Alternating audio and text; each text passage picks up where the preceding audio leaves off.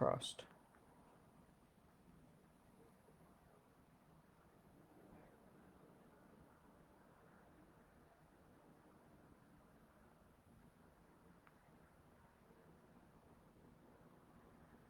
Okay, looks like everything is working now. So thanks to everyone. If you join in, we have had a lot of technical difficulties, but excited that I've got Jackie here now. Jackie's gone to huge efforts to make sure she's here for us. I will start picking the prickles out of my feet any moment now.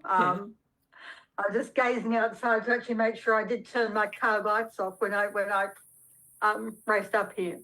Where I'm doing this from the only place in about 20 square kilometres that's got power, because we've got a solar battery. Normally I do it from down in a place with much better Wi-Fi, but no solar power. This has got lousy Wi-Fi, but we have power. We are on. Yeah, and we're very excited to have you. So for those who don't know you, just a little bit about you. So Jackie French AM is an Australian author, historian, ecologist, and honorary wombat part-time. And I can see your wombats in the back there. Some of them, you'll probably hear them soon, but as it's been raining and hailing, they'll be hiding away. Doing a lot of growling. And some of Jackie's books have sold millions of copies and won over 60 awards in Australia and internationally, and others have been eaten by wombats. So luckily, other copies were printed. They haven't eaten an original manuscript yet. Oh, okay, that's lucky. You never know with wombats. Yeah. So thanks so much for joining us. I have to say, I recently listened to the audio of, and I'm going to probably say the name right, but is it Becoming Mrs. Parrish? Is that right? Becoming Mrs. Mulberry. Mulberry. And unfortunately, I knew I was going to. From the valley to the other. I think I have read just about all of my books down there. So I'm not sure I've even got a copy. No, I don't. No. I've got a few books here. Yeah. Most were beautifully, neatly arranged to show you. And they're still down that way. In the other room. Yeah. In the other house, yes. But yeah, I just want to say thank you for your lovely writing. I loved listening to that book, the audio book, and also all the history behind it. Just wondering. I just realised I have got a book to show you. Oh, you have? One okay. second.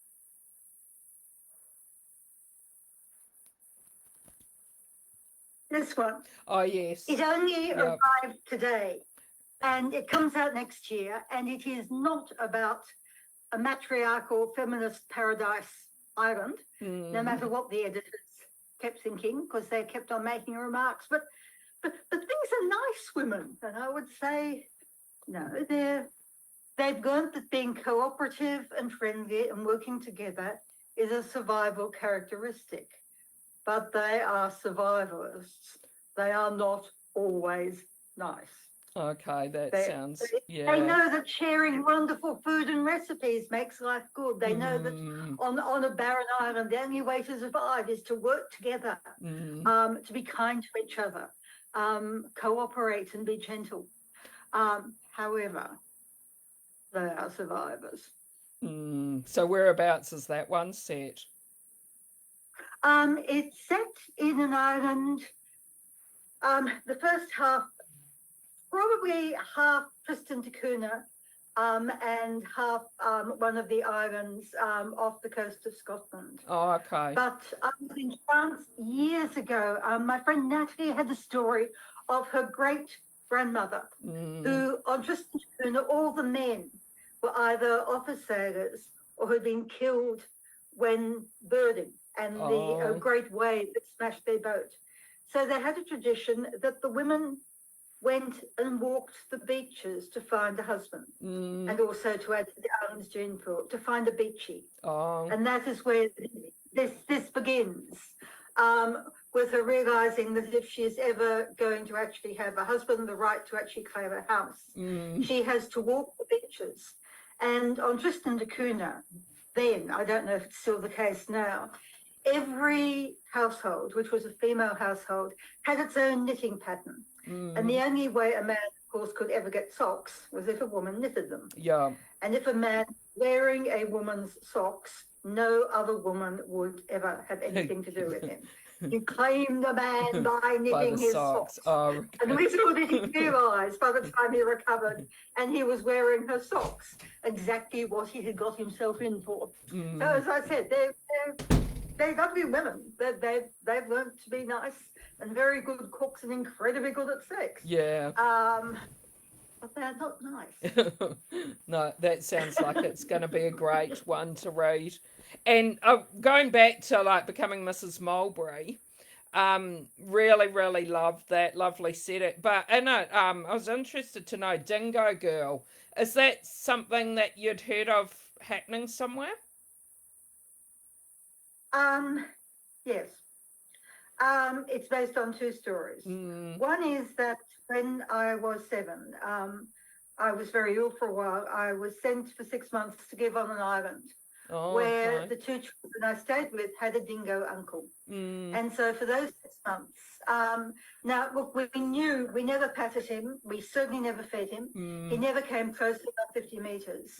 But as often happens, because most of the dingo males never mate, they look after the pups. Sometimes they adopt human children. And he was always there growling, except once we were swimming. In those days, there were no lifeguards, no adults. And he started to actually howl up and down the beach. And we didn't know what was happening. We started to come in. And that was when we saw the sharks coming in behind us. So he was warning you of the... Wow. He was watching out for us. So today, most people aren't taught how to live with wild animals. But I was lucky enough to live at a time when I have lived most of my life with wild animals as friends or as uncles or relationships, I think, that really don't equate to anything we've got as human. What happened with the White House, though, that you find out towards the end of the book? Yes, that's true. Okay. That is almost exactly true. It happened a little bit later than is set in that book. So I hope there are people alive who are going to read that book. Yeah, we don't want to have any spoilers at the moment. Yeah.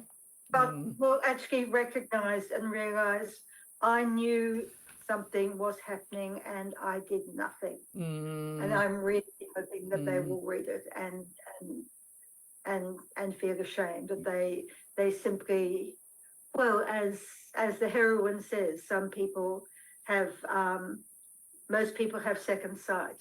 They see something horrible. They can't cope with it. And so they look again and it's not there.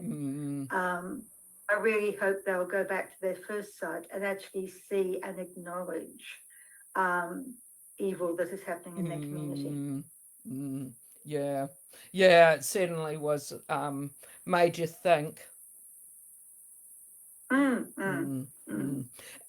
And a lot by the way, it did have a happy ending. It didn't. And in reality, it did. The ending in reality was very slightly different and did involve the Department of Social Services.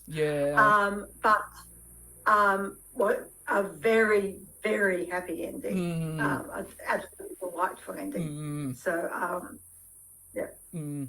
And all the history that you wrote about a lot of history and things based on things that may have happened at the time, and that, how do you get all these stories?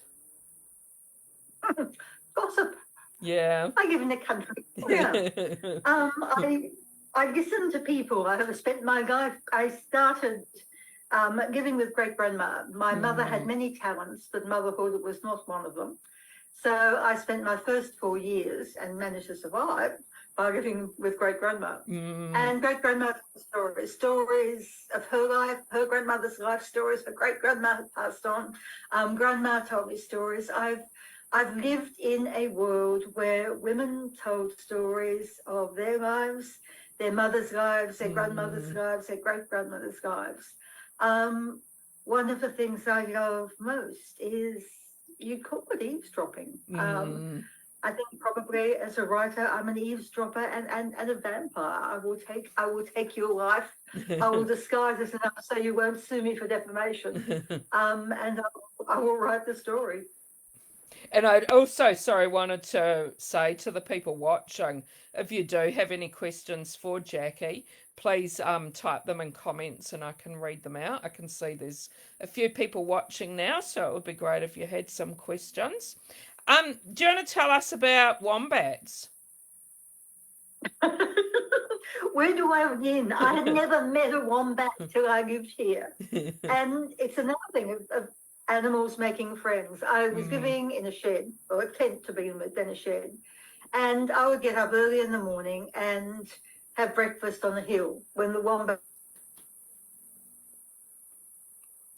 was finishing eating his grass before he went back to his hole.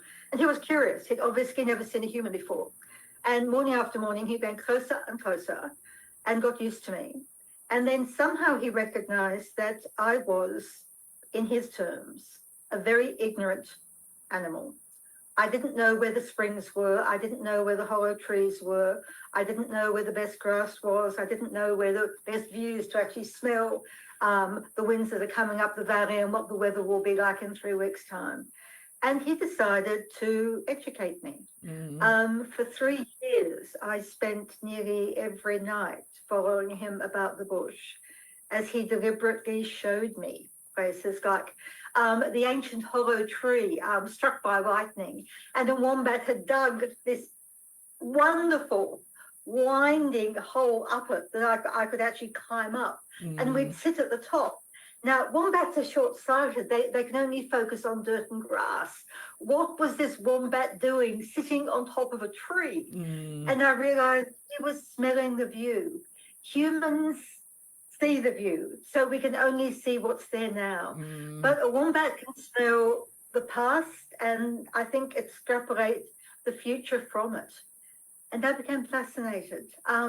If you say bad dog to a dog, it's a shame, it's embarrassed.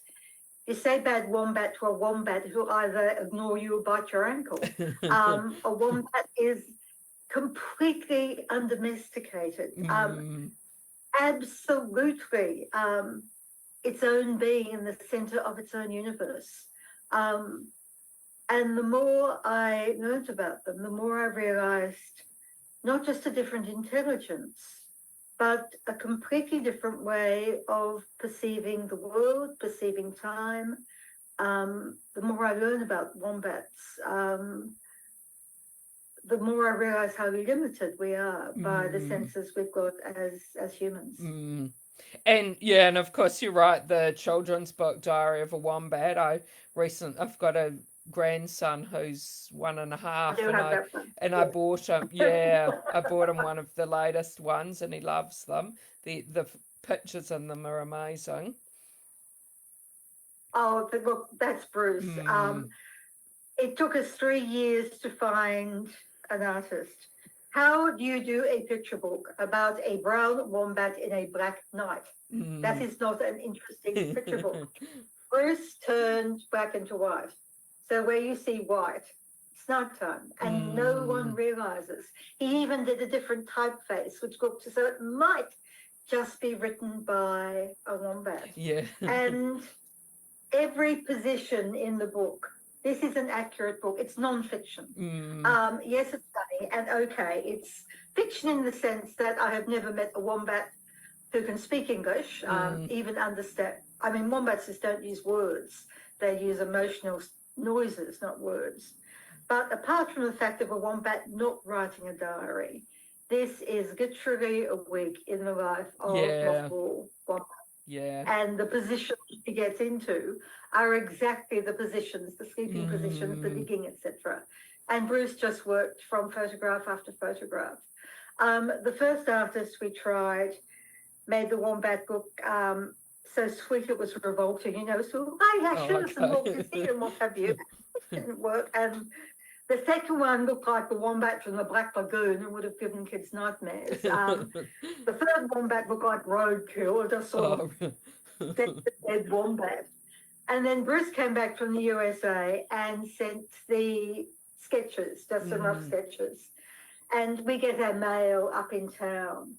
And I opened them and opened the envelope. And I started laughing so much I was collapsed over the car, and people were just stopping and saying, "Jackie, are you all right?" I was saying, "Yes, it's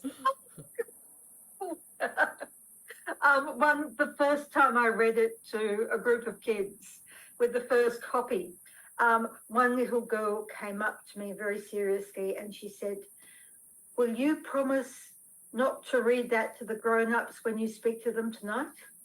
And I said, why can't I read it to the grown-ups?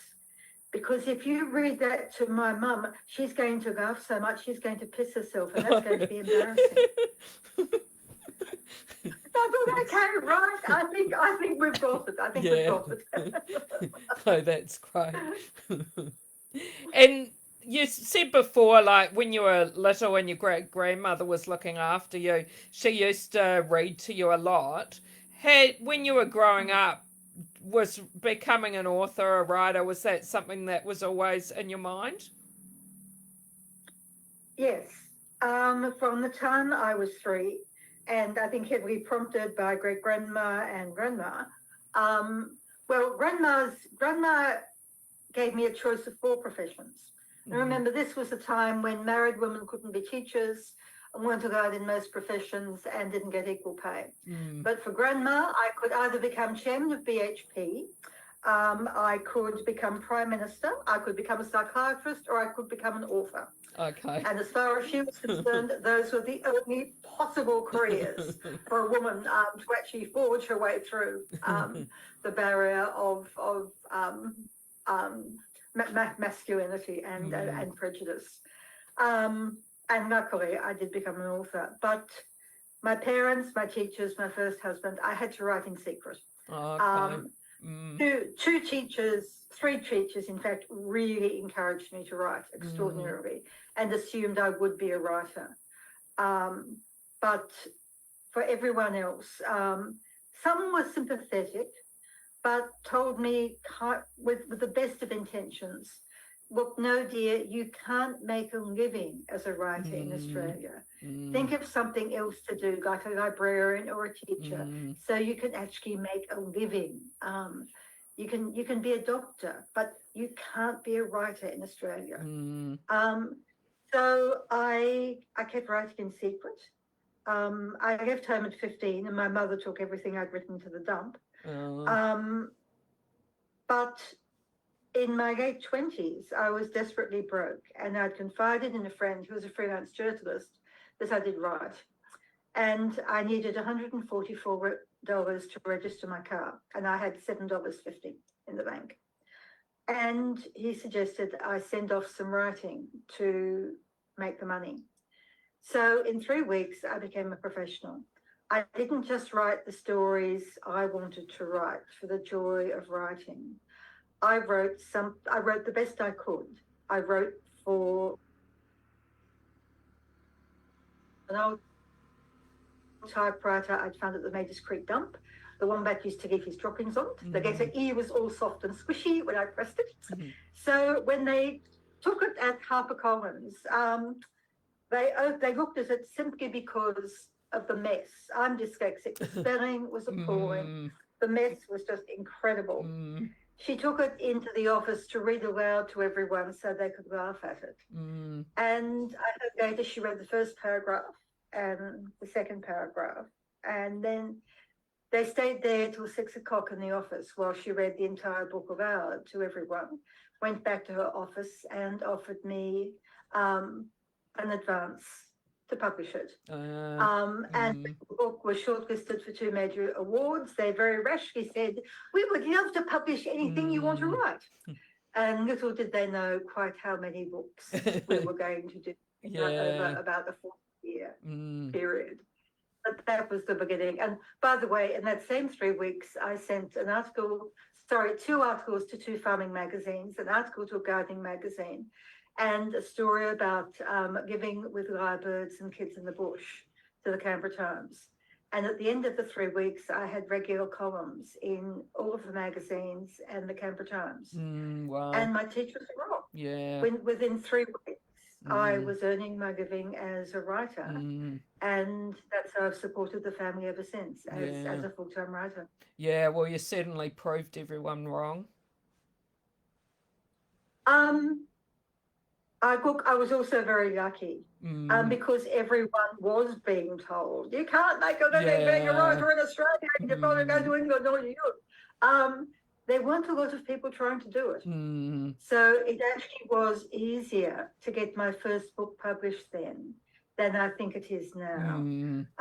Certainly, the cost of producing a book like this is so enormous now, the quality of paper, the quality of reproduction. It is so difficult to get a picture book. I'm not sure this would even be accepted these days, no matter how many million copies it's sold.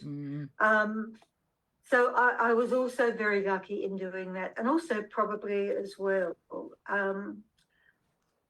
I was in my late 20s by then, and I not only had material to write about, all of this wonderful gossip and stories, but I'd lived the life of my ancestors. I'd lived like the Durga women have lived here for tens of thousands of years. I'd lived like the colonial women. I built my own house out of stone and stringy bark, etc. I made my own cheese, my own string. Tried washing my clothes at the creek with a rock, and that's a really, really good way to actually get holes in your don't ever try that one. But it meant that my writing now is actually based on reality. When I write about the past, that is how they did it. I know how they made the string from the stringy bark, putting it through the flame. I know how to catch a fish in a basket. So I've lived it all. I've heard the stories. All of those stories, like the latest Anzac book about the evacuation, that came from 6 months of just listening to the recorded stories by the RSL of New Zealand and Australia of the men who'd been there. In fact, my father-in-law was also at Gallipoli, though he died before I married. If you're trying to do the maths, he didn't marry until he was in his late 50s. Okay. And I realised that story had never been told. Not even Charles Bean, the military historian, didn't know it. It was kept secret. And suddenly I had this incredible material, including the man who wouldn't leave Gallipoli. He was a New Zealander. He and his mates had joined up together, the 4 of them, and they swore they would never be parted. But 3 of them had died at Gallipoli, and he wasn't going to break his promise. He was in one of the last groups to follow the path of rolled oats down to the bay. And the officer counted what was supposed to be 9 men, and there were only 8. And there was a voice from the back saying, just hang on 10 minutes, sir, we'll be back. And they raced off right up to the heights, right near the Turks, because the Australian trenches were right next to the Turks' trenches. And there he was, sitting on a bag of sandbags like that, arms out like that, and he wouldn't move. Oh, wow. So they grabbed an elbow and a knee. And they carried him. He didn't struggle. He wasn't going to struggle against the friends who were rescuing him, but he wasn't going to leave. And anyway, they said, look, we just threw him on the first barge we came for, and we begged it for our boat. And anyway, all of them survived the rest of the war, including the man who would not leave. The man who would not leave his mates behind. Yeah. That's wonderful stories, and they were lost. Until the RSL recorded these. I just spent week after week in tears, both at the memories, the emotions, the love, the friendship. That's what these men remembered. Yes, they remembered the bad things. But now, in their old age, they were mostly in their 90s or even a few in their early hundreds. They were remembering the friendship. They were remembering the cricket match. It starts with a cricket match, which has never been recorded, but was played with the Turks. The day of the truth. The Anzacs and the Turks were only a few metres away. And the Aussies just started having a bat around, just a paling and the ball and what have you, a knock around. And the Turks came out and started to play cricket too. And they played cricket together all day until the officers started to come back again. And that's never been recorded. And the sergeant who told my father-in-law that story, he was a one-armed sergeant. I don't think he was a sergeant at Gallipoli. And I think I've now found out who he is. No, dead now, of course. And he said, look, they were just blokes. They were just blokes like you and me. There was no difference between them. We just laughed in the sun and we played cricket together all that day. And there was no difference between us. Yeah, and it's great to be sharing stories like the ones that people have never heard of before. Look, that's really what I try to do. The next book coming out, Secret Sparrow, that is a story that the British Army deliberately destroyed. Women fought on the front line at the Battle of Cambrai. The English government, I found it accidentally, a question asked in Parliament in the 1920s, why weren't the women who fought on the front line given pensions? The women who'd lost legs, arms, were gassed, etc. And the answer was they weren't really members of the army. Yeah, well. Turns out they were. They had taken the oath. Yeah. At the end of the war, the British government had 3,600 documents burnt to hide the traces. There were any women there. But some Irish women had volunteered, and the Irish Postal Workers Union had tried to get them better conditions. And Ireland, of course, was not part of Britain. And when the British government told the Irish Postal Workers Union, will you please burn these 3,600 records? I don't know what the Irish postal workers said, and it was probably in Gaelic, and probably it should not be repeated over the air. But whatever it was, I'm sure it wasn't polite, and they have guarded these records until now, until a fantastic American historian, Barbara Walsh, came across them. And we now have the story of these extraordinary women there on the front lines in a major battle in France. And you've written about some amazing times in history and everything, and amazing people, very strong people. And if you had the chance to go back in time and be one of those people, is there anyone that you'd really like to be for a day? I put a lot of them in pretty difficult positions. Yeah. So, look, in fact, I have. A Waltz for Matilda. It starts in 1892. It's a series of 9 books. But I'm not Matilda, but I'm partly Matilda. Part of Matilda's life is a large part of my life. Okay. And several of the other characters, whether they're Pinty or Blue or Jed or what have you, the things that happen to them are things that have happened to me as well.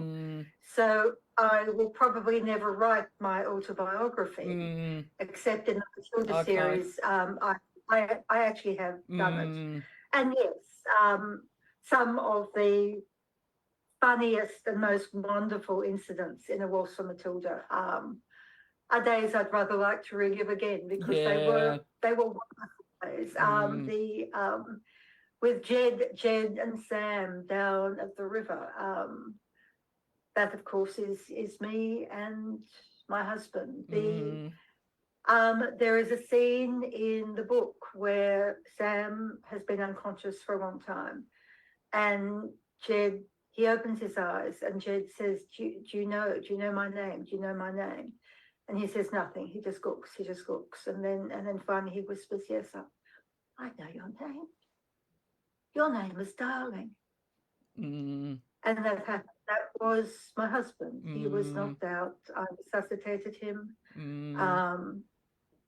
It took 3/4 of an hour, and finally he just smiled at me just beautifully and just said, I know your name, it's Darling. He gets a lot of credit for that one. So yes, my life is in those books. Yeah. I haven't read any of them, so I'll have to make sure I do. They're fairly addictive, the Matilda series. Yeah, and I've said Coralie, who's watching, she's just said she loves the Matilda series, and Edwina Wren is a brilliant narrator. Oh, she is glorious. She happens to be a cousin of my editor, though that wasn't why she got the job. But her voice is perfect for my books. There is just something about it. The way she expresses, the way she talks, she just becomes the perfect narrator, the perfect characters. We're just so lucky to have Edwina narrating those books. She's working on The Sea Captain's Wife now as well. Okay. Looking how to pronounce the Nigerian and Gaelic words that you'll find in it. And Lindy also said that those were the books that first got her hooked into reading your books. Oh, lovely.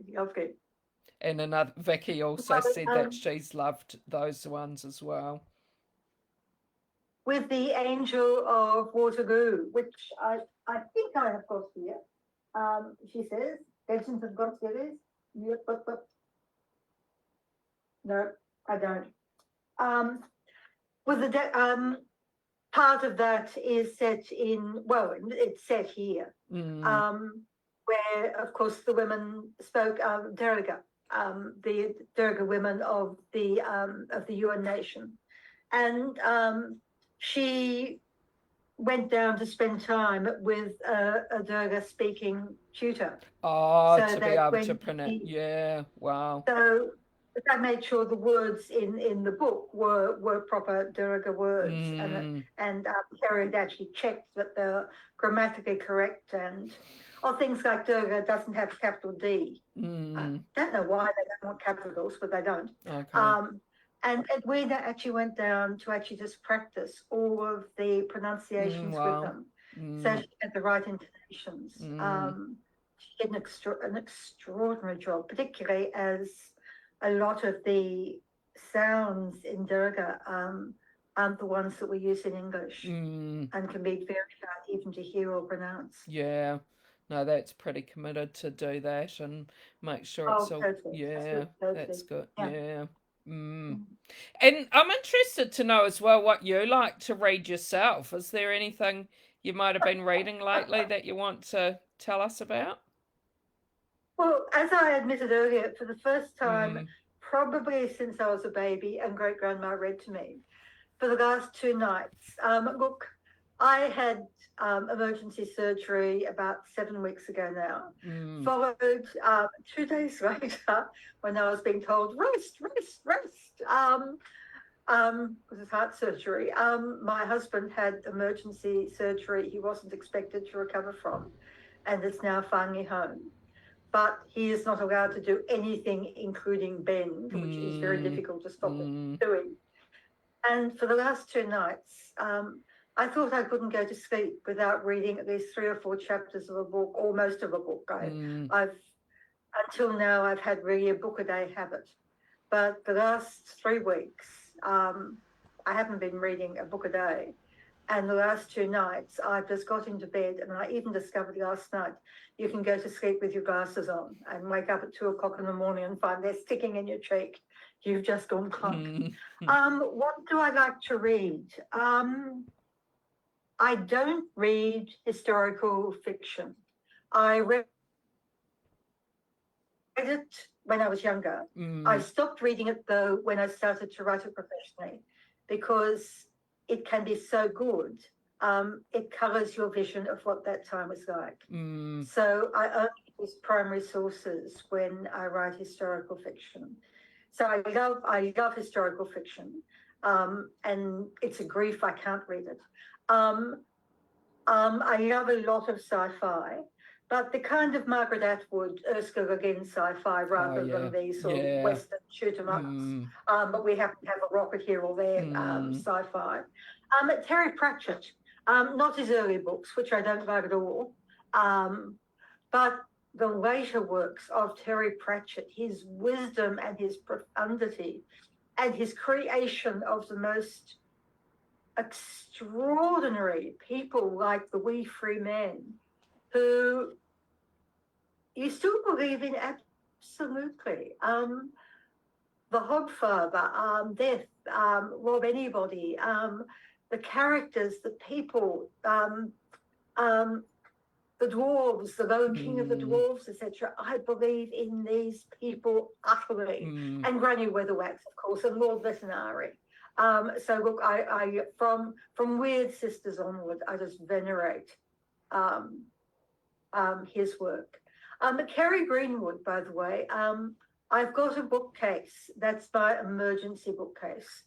When there's a bushfire, when I have to go to hospital, or when I did this time, I always know I can take 6 books from that bookcase and I can escape into a world where things will be all right and I will be happy and really absorbed because they're so wonderfully written, and I will just be there. And it was Kerry Greenwood. Kerry Greenwood, in fact, got me through my first heart attack. Kerry Greenwood got me through the last surgery, and Kerry Greenwood got me through Brian's surgery as well, sitting there waiting for him to come through. So if anyone there knows Kerry Greenwood, please thank her, because I'm not quite sure how well I'd have survived if it hadn't been for her books during those times. Yeah, well, that's some great recommendations. What about writing sci-fi yourself? I used to, and it didn't sell. It's like fantasy. Some of the first things I wrote were sci-fi and fantasy, and sci-fi didn't sell back then, nor did young adult, nor did fantasy. I'm going to start I've still been writing sci-fi short stories. And finally the publisher admitted, look, sci-fi and fantasy is selling well enough now. And also, too, it's being accepted as mainstream fiction like Margaret Atwood's is. So I will go back to it, because I love creating worlds, and creating the worlds of the past. It's really about as much as I've been allowed to do, because remember, I do have a family to support and medical bills to pay. But no, I will be going back to sci-fi, and I will be going back to fantasy. I'm now. It takes me 3 years to think a book and a year to write a book. So I'm about 2 years into thinking a sci-fi book and a fantasy book. Oh, we'll be watching it. We'll be watching out for that. They'll definitely appear. Yeah. And Coralie is also interested to know if the Miss Lily series will ever be available on audio.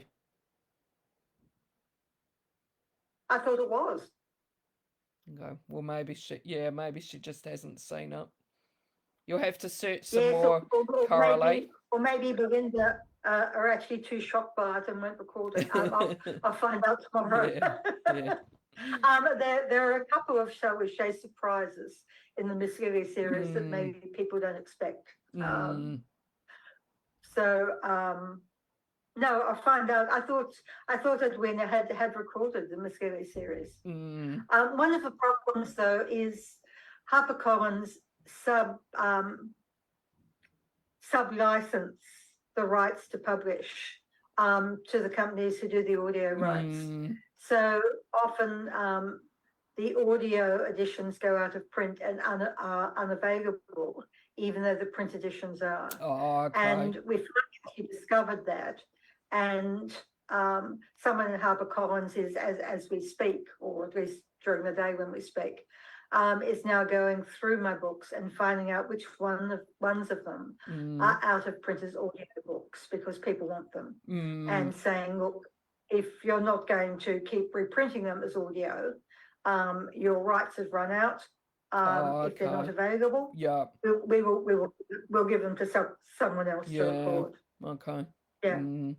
Well, thanks so much for talking to me. It's been great talking to you. And I know you've had a lot of things going on before you spoke to me, and then some unexpected things happening when you did join. And so really, really appreciate the effort you've made to talk to us. No, look, it's an absolute pleasure, and I'm so sorry for the interruptions. I will now go and find a torch, find some shoes, and go down to the cottage and find my other shoes and my books and my mobile phone and my keys, and see if the power has come on again. Well, hopefully you have a safe night, and look forward to reading lots more of your books. Okay, thank you so much. Thank you. Okay, bye, everyone. Bye. Bye.